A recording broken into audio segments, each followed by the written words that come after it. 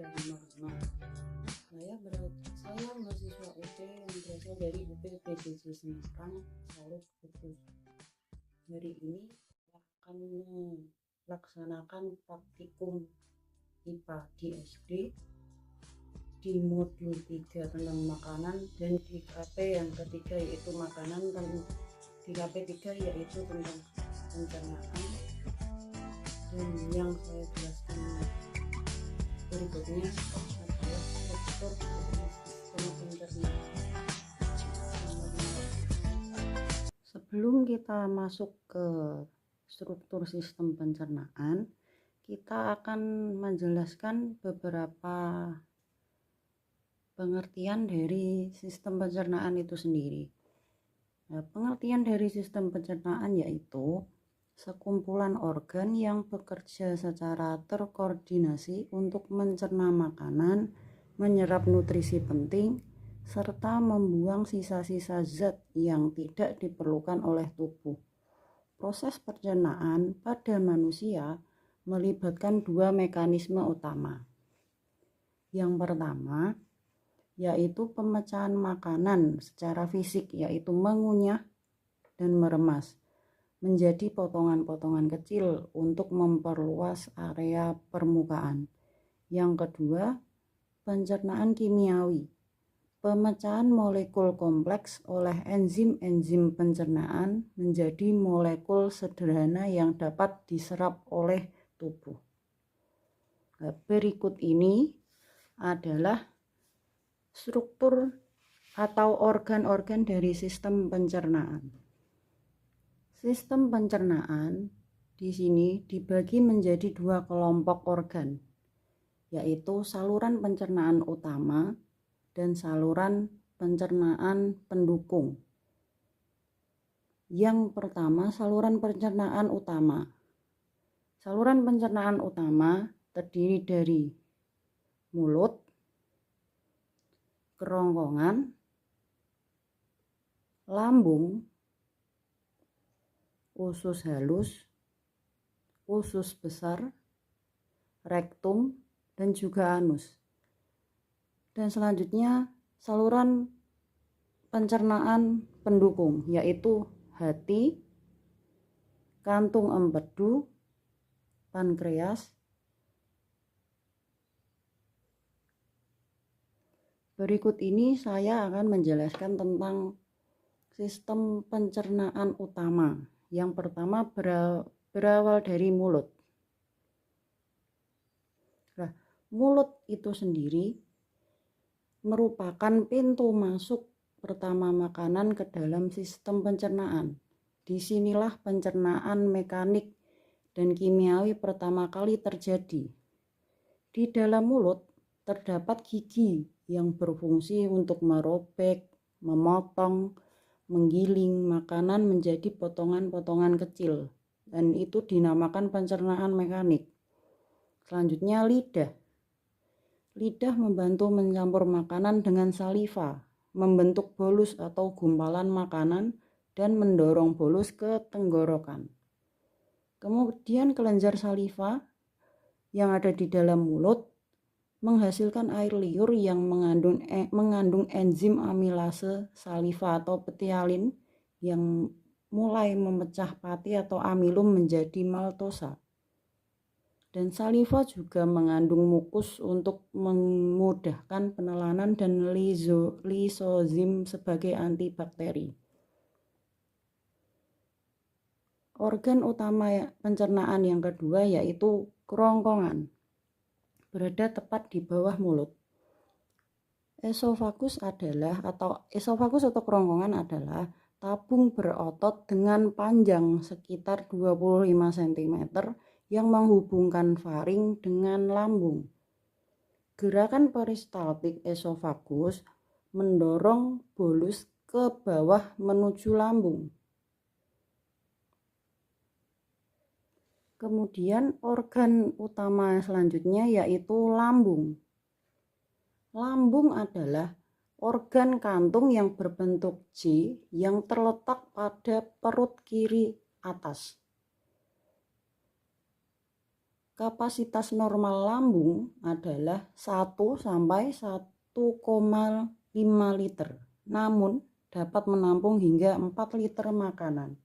Organ selanjutnya yaitu usus halus. Usus halus adalah organ terpanjang dalam sistem pencernaan dengan panjang total 6 sampai 7 meter. Disinilah terjadi sebagian besar pencernaan kimiawi dan hampir seluruh penyerapan nutrisi berlangsung. Usus halus terbagi menjadi 3 segmen.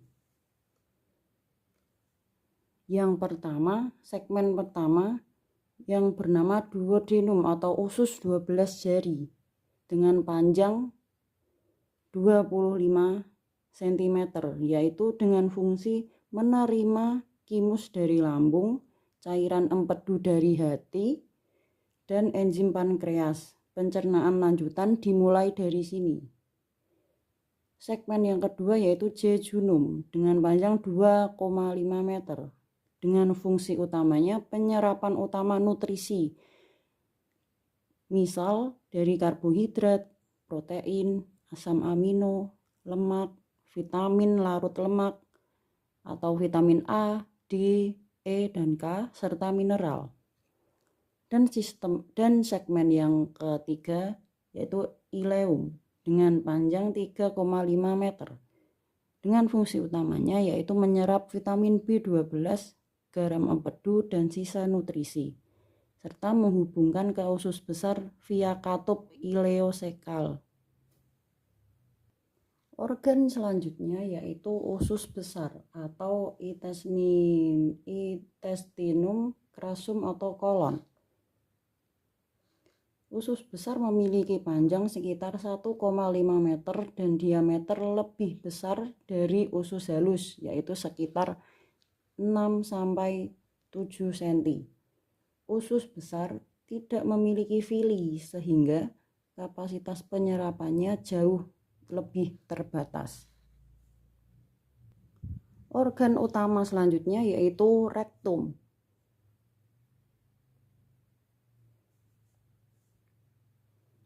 Rektum adalah bagian akhir dari usus besar yang berfungsi sebagai tempat penampungan sementara feses sebelum dikeluarkan dari tubuh melalui proses defekasi.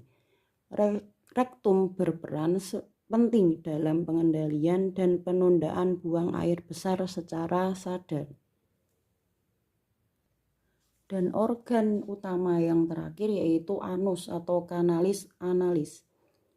Struktur anus dengan panjang 3 sampai 4 cm merupakan muara akhir saluran pencernaan, dikelilingi oleh 2 lapisan sphincter otot yang berbeda. Batas antara mukosa rektum dan kulit perianal disebut linea dentata. Penjelasan dari anus yaitu lubang atau orifisium di ujung paling akhir saluran pencernaan yang berfungsi sebagai jalur pengeluaran feses dari tubuh. Anus tersusun atas 2 sphincter otot yang bekerja secara sinergis untuk mengontrol pengeluaran feses. Dan yang selanjutnya yaitu organ pencernaan pendukung. Yang pertama yaitu dari hati. Nah, hati di sini adalah organ terbesar dalam tubuh manusia dengan berat sekitar 1,5 kg. Hati memiliki lebih dari 500 fungsi metabolik yang diketahui. Dan yang selanjutnya yaitu kantung empedu. Nah, kantung empedu adalah kantung kecil yang berbentuk buah pir dengan panjang 8 cm yang terletak di bawah lobus kanan hati. Fungsi utamanya yaitu menyimpan dan memekatkan empedu yang dihasilkan hati hingga 10 kali konsentrasi aslinya. Yang selanjutnya yaitu pankreas. Pankreas adalah kelenjar berbentuk memanjang dengan panjang sekitar 15 cm yang terletak di belakang lambung. Pankreas memiliki dua fungsi besar. Yang pertama yaitu eksokrin, sekitar 80% dengan jenis enzim di dalamnya, enzim pencernaan, dengan tujuan memecah pati menjadi maltosa, memecah trigliserida menjadi asam lemak plus gliserol, memecah protein atau pepton menjadi asam amino. Dan yang selanjutnya, fungsi yang kedua yaitu endokrin, sekitar 20% dengan jenis cairan pankreas dan juga hormon, dengan tujuan menetralkan asam lambung di duodenum atau pH menjadi 7-8, serta menurunkan kadar gula darah, meningkatkan kadar gula darah, serta mengatur sekresi insulin dan glukagon. Dari penjelasan alur proses pencernaan berikut yang dapat disimpulkan kalau dari pertama kali yaitu dari tahap pertama yang bernama ingesi dengan lokasi utama berada di mulut. Mulut yang terjadi adalah proses makanan masuk mulai dikunyah dan dicampur saliva dengan waktu tempuh menit. Tahap yang kedua yaitu propulsi yang terjadi di kerongkongan dengan proses yang terjadi yaitu gerakan peristaltik mendorong bolus ke lambung dengan jangka waktu tempuh 5-10 detik. Dan tahap yang ketiga yaitu pencernaan mekanik yang terjadi di dalam mulut dan lambung.